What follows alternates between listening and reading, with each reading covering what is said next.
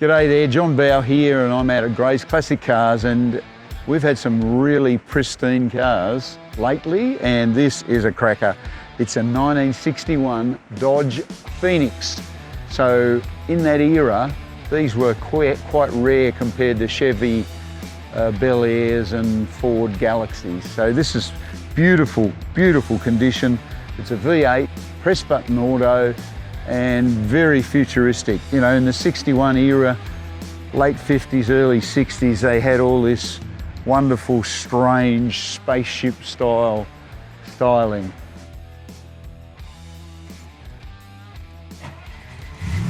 This is 1961. It's got under dash air conditioning, the push button autos here, which was sort of a Chrysler Dodge character. Valiants had the same thing. Power steering, how's this, eh? Very, very futuristic back in those days.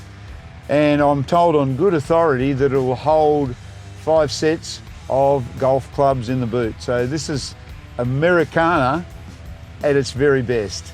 Gray's Classic Cars, have a look. It'll be live soon.